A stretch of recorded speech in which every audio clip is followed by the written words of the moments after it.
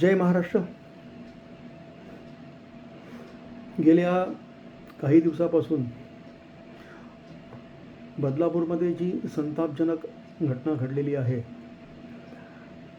त्याच्यामुळे संपूर्ण महाराष्ट्र जो आहे तो ढवळून निघालेला आहे. अशा वेळी राजकीय पक्ष म्हणून आपली भूमिका काय असायला पाहिजे? एक प्रगल्भ परिपक्व राजकीय पक्ष किंवा राजकीय नेते म्हणून काही राजकीय पक्ष आपली भूमिका बजावताना दिसत नाहीत. या उलट आपली एक सामाजिक समस्या आहे किंवा सामाजिक जबाबदारी आहे, त्यासाठी आपलं जे आहे ते महत्त्वपूर्ण योगदान जबाबदारीने देण्याऐवजी ही एक राजकीय संधी म्हणून या घटनेकडे पाहिलं जात आहे. ही अतिशय लाजिरवाणी आणि शरमेची गोष्ट आहे. मला एक संदेश मिळाला. सुहास सावंत म्हणून आहेत, जे बेलवलीचे आहेत, जे स्वतः बदलापूरमध्ये राहतात आणि या घटनेचे साक्षीदार आहेत. त्यांनी एक व्हॉट्सअप संदेश पाठवला आहे सगळ्यांना. तो मी वाचला. तसंही ज्या काही घडामोडी घडत आहेत गेल्या 2-3 दिवसापासून, त्या पाहिल्यानंतर माझ्यासारख्या एका सामान्य कार्यकर्त्याला येऊन प्रबोधन करावं लागत आहे. ही एक दुर्दैवी गोष्ट आहे. मी काही एवढा मोठा नाही आहे की एवढ्या मोठ्या नेत्यांना मी काही प्रबोधन करावं किंवा त्यांना काही उपदेश करावे, पण दुर्दैवाने ते मला करावं लागत आहे, कारण मी पण एका मुलीचा बाप आहे. लहान मुलगी आहे माझी. आणि अशी अनेक कुटुंब आहेत महाराष्ट्रामध्ये, भारतामध्ये, ज्यांना चिंता आहे त्यांच्या लहान मुलांची. बाललैंगिक शोषण ही एक समस्या आहे. जोपर्यंत या जगामध्ये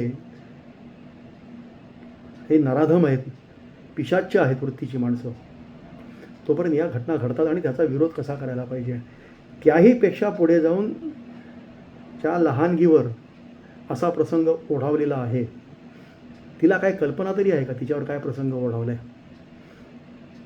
आणि तिच्या आईवडिलांवर जे अत्यंत मानसिकदृष्ट्या खचलेले आहेत, त्यांना मानसिक आधाराची गरज आहे. आणि आपण काय करतोय? सकाळी साधारणतः 6-6:30 वाजता सुहास सावंत जेव्हा मॉर्निंग वॉकला निघाले होते, तेव्हा त्यांना शाळेच्या ठिकाणी काही हजारोंचा मॉब जमा झालेला दिसला आणि जोरदार घोषणाबाजी सुरू होती. ते सर्व तेथील मुलांचे पालक होते. जबाबदारीने तेथील जे पोलीस आयुक्त आहेत, बेलवडकर साहेब, हे त्या ठिकाणी आले. त्यांनी आरोपीला अटक करण्यात आलेली आहे पोस्को अंतर्गत. आणि फास्ट ट्रॅक जो कोर्टातर्फे हा खटला चालवण्याचे निर्देश राज्य मंत्रिमंडळाने किंवा राज्य सरकारने दिलेले आहेत, त्याप्रमाणे त्याच्यावर कारवाई होईल. त्याचप्रमाणे शाळेमध्ये जे जे जबाबदार लोक होते याच घटनेसाठी किंवा ही घटना रोखू शकणारे, त्यांच्यावरही निलंबनाची कारवाई करण्यात आलेली आहे. अगदी विस्तृतपणे त्यांनी उपस्थित जमावाला अगदी शांत केलं आणि तो जमाव साधारणतः 9-9:30च्या सुमारास तिकडनं शांत होऊन निघून गेला. त्यांच्या भावना तीव्र होत्या, यात कुठला वाद नाही, कारण ते पालक होते. ते निघून गेल्यानंतर ज्या घटना घडल्या, काही दंगेखोर बदलापूर स्टेशनकडे वळाले आणि त्यांना मुंबईतून रसद पुरवली गेली. ज्या दंगेखोरांची जी रसद आहे ती मुंबईतनं पुरवली गेली. मुंबईतनं काही माणसं, ठाण्यातनं काही माणसं किंवा आजूबाजूनं जे तुमचे कार्यकर्ते हे ते तुम्ही पोचवले तिकडे. 10 तास तुम्ही रेल्वे रोखून ठेवली. पोलिसांवर दगडफेक करता तुम्ही, जे आपले संरक्षणकर्ते आहेत. कसाबच्या गोळ्या आपल्या छातीवर झेलून आमचा पोलीस कर्मचारी शहीद झाला. तुम्हाला वाचवण्यासाठी त्या पोलिसांवर तुम्ही दगडफेक करताय. मग हे कोण आहेत? हे खरंच आंदोलनकर्ते आहेत का यांना दुसरं काही घडवायचं होतं? का त्या ठिकाणी 10 तास तुम्ही रेल्वे रोखून ठेवलीत, पोलिसांनी संयम बाळगला? तुम्हाला काहीतरी अशी अघटित घटना घडवायची होती का? त्या ठिकाणी गोळीबार वगैरे सारखा आणि त्या ठिकाणी एका दुसरा मृत्यू, गंभीर घटना घडवायची होती तुम्हाला. त्यानंतर शाळेवर हल्ला झाला. त्या कोणता असा पालक आहे जो आपल्या पाल्यांच्या किंवा आपल्या मुलांच्या शाळेवर हल्ला घडवून आणेल? त्या मुलांच्या ज्या अभ्यासाची सामानं होती, जे त्यांना अभ्यासासाठी जे वस्तू असतात, सामान असतात, त्यांची तुम्ही मोडतोड केली. कोणता पालक करेल? हे कोण करू शकतं? हे समाज विघातक ज्या वृत्ती आहेत आणि फक्त जिथे जिथे समस्या मिळतील तिथे तिथे आपला राजकीय हेतू साध्य करणारे जे टपून बसलेले लोक आहेत, मी त्यांना कावळे पण म्हणणार नाही, आणि कावळ्याची पण आपण पूजा करतो पितृपक्षामध्ये, असे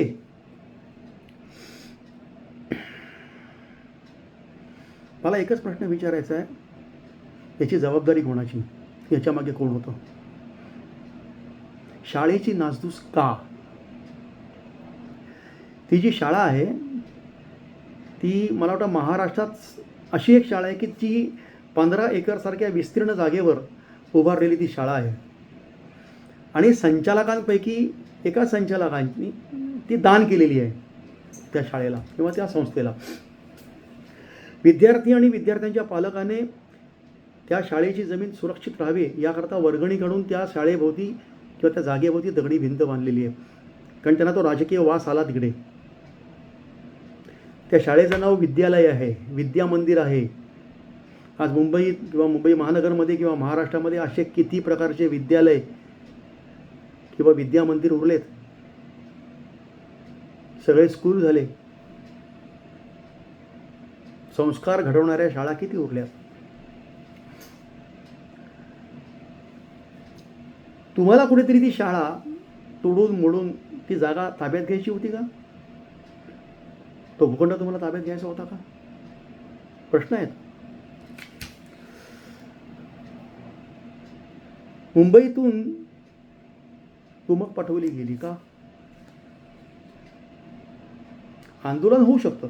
अशा दुर्दैवी घटना घडल्या, संतापजनक घटना घडल्या की आंदोलन हे व्हायलाच पाहिजे. पण आंदोलन कसं व्हायला पाहिजे याचं प्रबोधन आम्ही तुम्हाला करायचं. आम्ही लहान माणसं आहोत. आगीत तेल ओतण्यासारखे प्रकार करताय तुम्ही. बदलापूर स्टेशनवर मध्य रेल्वे 10 तास रोखली गेली. ज्या लांब पल्ल्याच्या गाड्या होत्या त्याच्यामध्ये काय लहान मुलं नव्हती, परिवार नव्हते, महिला नव्हत्या. 10 तास त्यांना एका ठिकाणी तुम्ही थांबून ठेवलं. त्यांची काय अवस्था झाली असेल? विचार केलात तुम्ही? तुमच्याकडे एक प्रगल्भता आहे का? पहिली गोष्ट राजकीय विचार करण्यासारखी गोष्ट आहे. सगळ्यात महत्त्वाची गोष्ट म्हणजे आगीत तेल कसं ओतलं गेलं. अशा प्रकारच्या जेव्हा घटना घडतात तेव्हा आरोपीला पोलीस कोठडीच होते, 100% होते. मग ही अफवा कोणी पसरवली की त्या आरोपीला न्यायालयीन कोठडी दिली म्हणून, जेल कस्टडी दिली म्हणून? ही चुकीची अफवा पसरवून बदलापूरमधील लोकांना, काही जे सुरुवातीला शाळेमध्ये गेले होते, त्यांची माथी कोणी भडकवली? काहीतरी राजकीय हेतू असला पाहिजे ना. अशा खोट्या बातम्या तर पोलीस पसरवणार नाहीत. जी समाज माध्यमं तुम्हाला उपलब्ध झाली आहे अशा प्रकारच्या तुम्ही अफवा पसरवण्यासाठी त्याचा वापर करता. आजच मी ऐकले कोणत्या तरी 20-21 वर्षाच्या तरुणीला पोलिसांनी ताब्यात घेतले अफवा पसरवल्याबद्दल, त्या परिवाराच्या संबंधित अफवा पसरवल्या म्हणून. कोण करतं हे सगळं? अतिशय संतापजनक पार्ट 2 आहे. पार्ट 1 तर संतापजनक आहेच, पण त्याच्यानंतर जो पार्ट 2 घडला तो त्याहीपेक्षा संतापजनक आहे. कारण हे सगळे घडवणारे जे आहेत ते स्वतःला आमचे मुख्य नेते म्हणतात. एक लहानशी मुलगी आहे साहेब, एक लहानसं मूल आहे, ते बाल आहे, त्यांनी अजून जग बघितलेलंच नाही आहे. त्याला हे माहितीच नाही आहे की त्याच्या बाबतीत काय घडलं आहे. त्याची ओळख जगाला होता कामा नये, त्याच्या परिवाराची ओळख या जगाला होता कामा नये. ही आमची सर्वात प्रथम खबरदारी असायला पाहिजे, जबाबदारी असायला पाहिजे. आणि तुम्ही उद्याचा मुंबई का महाराष्ट्र बंद पुकारलाय. तो पूर्वी दिवसभर पुकारला होता, कदाचित तुम्हाला वाटलं असतं होणार नाही म्हणून, आता दुपारी 2. पण का? उद्या जाऊन इतिहासात याची नोंद होणार आहे का? आणि त्या मुलींना कोणतरी सांगणार आहे की बाले, तुझ्यावर जो अत्याचार झाला होता त्याच्यामुळे त्या दिवशी 24 तारखेला ऑगस्टला महाराष्ट्र बंद झाला होता. तिची ओळख करून द्यायची आहे तुम्हाला. अशा घटनांमध्ये अशा प्रकारची आंदोलनं होतात. त्या मुलीला, त्या बालकाला, त्या बालीला, तिच्या आईला, तिच्या मातेला, तिच्या वडिलांना मानसिक आधाराची गरज आहे. त्यांची कोणतीही ओळख जगासमोर न येता. आणि तुम्ही काल पत्रकार परिषद वगैरे बोलता की एकनाथ शिंदे नराधम आणि हे वगैरे.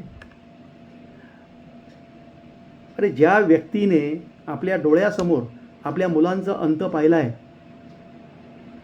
त्याची मुलांविषयी भावना काय असेल? स्वतः गमावल्याशिवाय दुःख कळत नाही हो मुलांचं. त्या माणसाने कोरोनामध्ये काय केली आहे तुमची सेवा, रुग्णसेवा? PPE किट घालून कोरोना वॉर्डामध्ये जाऊन हिंमत दाखवली त्या माणसाने, आपला जीव धोक्यात घालून रुग्णसेवा केली. डॉक्टर श्रीकांत शिंदे ह्याच्यातर्फे त्यांचं जे NGO आहे त्यांचा ट्रस्टतर्फे 750-800 तुम्हाला ॲम्ब्युलन्स दिल्या तुमच्या सरकारला. तुमच्या कुठल्या नेत्याने दिल्या? सकाळच्या भोंग्याने काय एक साधं औषधाचं पाकिट तरी आणून दिलं का? अतिशय संवेदनशील माणूस आहे तो. रस्त्यावर उतरून ते काम करतात. तुमचे विचार वेगळे असतील तर एकाच बापाची मुलं आहात ना तुम्ही. आम्ही कधी बाळासाहेबांना स्वर्गीय म्हटलं नाही, आम्ही म्हणणार पण नाही. आम्ही त्यांचे विचार जिवंत ठेवलेले आहेत, त्यांचा आत्मा जिवंत ठेवलेला आहे. तुम्ही तो मारण्याचा प्रयत्न करताय. तुमच्यासारखे ते स्वर्गीय असतील, आमच्यासाठी कधी होणार नाहीत बाळासाहेब. आनंद दिघे साहेबांची आता पुण्यतिथी आहे 26 तारखेला. आनंद दिघे साहेबांनी शिंदे साहेबांना परत आणलं. त्यांच्या आयुष्यात एवढी मोठी दुर्घटना घडल्यानंतर जेव्हा ते आत्महत्येच्या विचारात होते, तेव्हा त्यांच्यावर त्यांना जबाबदारीची जाणीव देऊन त्यांना परत आणलं. आणि ती व्यक्ती आपण बघतोय गेली 2.5 वर्ष रस्त्यावर उतरून काम करते. जिकडे दुर्घटना आहे, जिकडे वाईट प्रसंग घडला आहे, दुर्घटना घडलेल्या आहेत, तिकडे पहिले शिंदे साहेब हजर आहेत. आम्ही डोळ्यांनी बघतोय, तुम्ही बघत नाही आहेत. तुमच्या भूमिका नक्की काय आहेत? तुम्ही आणि तुमचे पुत्र काय, म्हणजे पहिली गोष्ट तुमच्या पुत्राचं योगदान काय आहे राजकारणामध्ये, समाजामध्ये? पहिले ते आम्हाला सांगा. फक्त बाळासाहेबांचे नातू म्हणून ते आले, ठीक आहे, आम्ही त्यांचा मान केला. बाळासाहेबांच्या कुटुंबाचे वारस, तुमचाही सन्मान आहे, त्यांचाही सन्मान आहे. पण याचा अर्थ घटनात्मक पदावर जे बसलेले आहेत मुख्यमंत्री किंवा जे सरकार आहे त्याला घटनात्मक दर्जा प्राप्त आहे, त्यांना तुम्ही वारंवार बोलता घटनाबाह्य घटनाबाह्य. तुम्ही काय घटनापीठ आहात का? तुम्हाला आठवते 2020 घटना घडली होती जानेवारी महिन्यात. गुगलवर जाऊन सर्च करा, शिवकेबल सेना वर्सेस अर्णव गोस्वामी.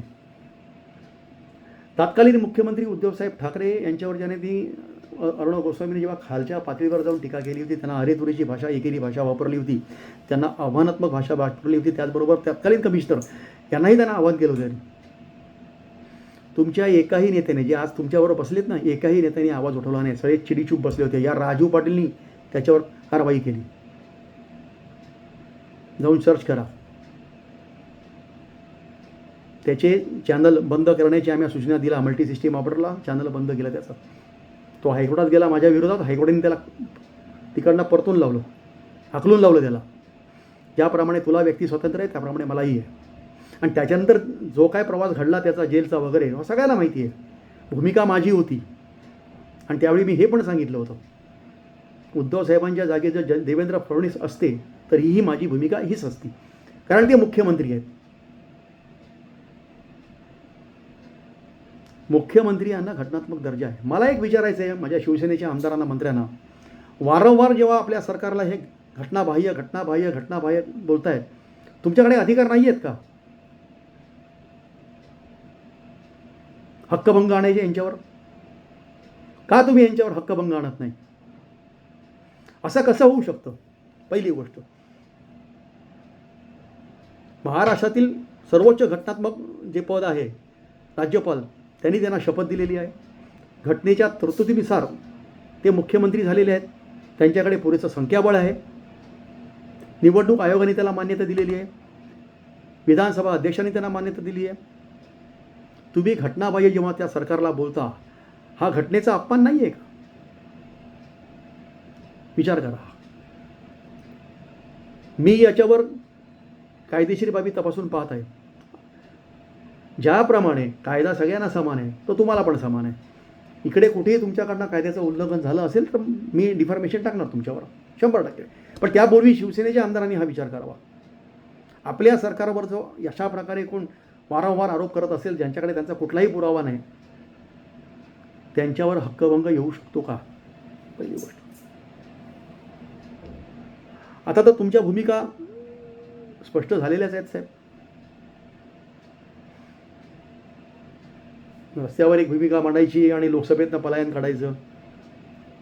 वक्फ बोर्डाच्या जमिनी मुसलमानांनी फार मेहनतीने मिळवलेल्या आहेत. कुठली मेहनत केली भाई, आम्हाला सांगा जरा. देशाची फाळणी जी झाली ती धर्मावर आधारित झाली. पाकिस्तानात कुठलं हिंदू बोर्ड नाही आहे. तिकडचे जेव्हा हिंदू इकडे आले इथेच आहेत. तिकडच्या हिंदूंसाठी कुठलं हिंदू बोर्ड झालं नाही, इकडनं कुठे झालं. आणि ती पण जमीन एवढी की 3ऱ्या क्रमांकाची जमीन. आणि हीच भूमिका जेव्हा लोकसभेत मांडायची वेळ आली तुमचे खासदार पळाले. कुठेतरी ठाम भूमिका घ्या. तुमच्याविषयी मनात आदर होता बाळासाहेबांचे पुत्र, पण अशा प्रकारे भूमिका घेता आम्हाला कुठेतरी दुःख होतं. एकनाथ शिंदे साहेबांबरोबर जी माणसं गेली एकसाथ, त्याला काहीतरी कारण होतं. त्या व्यक्तीची प्रतिमा होती, त्यांचं तसं काम होतं. आणि कोरोनाच्या काळामध्ये सगळ्यात जास्त काम त्यांनी करून दाखवलं शिवसेना पक्षाकडनं. कोरोना वॉर्डमध्ये जाऊन रुग्णांची विचारपूस करणं खायची गोष्ट नाही आहे. आपल्या जीवावर उदार होऊन ते गेले, वारंवार गेले. लहानग्या मुलीची आई जेव्हा कोरोनाग्रस्त झाली होती त्या तानुलीला हातावर घेऊन त्यांनी सांभाळलं. तिची पूर्ण व्यवस्था केली त्यांनी आपल्या महिला कार्यकर्त्यातर्फे. आई कोरोनातनं बरी होईपर्यंत. आमचे मुख्यमंत्री तेवढे संवेदनशील आहेत हे त्यांनी वारंवार दाखवून दिलेलं आहे. असे घाणेरडे आरोप त्यांच्यावर करू नका. तुमचे जे काय वाद असतील त्याला एक भाषा असते, त्या भाषेने घेऊन भांडत नाही. तुमचं कोणी काय लुटलेलं नाही आहे. राजीनामा तुम्ही दिलेला आहात. तुम्ही राजीनामा दिला नसता तर पुढे काय घडलं असतं, वेगळं घडलं असतं. चूक तुमची आहे. तुमचं कोणी काय चोरलेलं नाही आहे, कोणी प्रॉपर्टी. विचार आमच्यासोबत आहेत. आनंद दिघे साहेबांचे, एकनाथ शिंदेने विचार घेतले, बाळासाहेबांचे विचार त्यांनी घेतले. त्या विचारांसोबत आम्ही आहोत. व्यक्ती महत्त्वाची नाही, विचार महत्त्वाचे. कौटुंबिक वारसा महत्त्वाचा नाही, विचारांचा वारसा हा महत्त्वाचा. म्हणून आज इतके लोक तिकडे आहेत. केबल चालकांना मी एवढंच सांगेन, ज्याप्रमाणे कोरोना काळात, लॉकडाऊनच्या काळात तुम्ही जी भूमिका बजावली अत्यंत महत्त्वाची. कारण तुम्ही जर जागृत राहिला नसता, तुम्ही जर जीवावर उदार राहून आपली जबाबदारी निभावली नसती तर महाराष्ट्रात वेगळी परिस्थिती असती. महाराष्ट्रात काय, देशात 250च्या वरती माझे कोरोना बांधव शहीद झाले कोरोनामध्ये, किंवा त्यांचे नातेवाईक शहीद झाले. एकाची पण नोंद घेतली नाही जिल्हाधिकाऱ्यांनी. तुमचे तत्कालीन सचिव होते, काय त्यांचं बरंचसं नाव आहे, अत्यंत लोचड माणूस होता तो. शेकडो मेल गेले असतील माझे, एकाही मेलचं मला उत्तर नाही. काय सरकार चालते ते.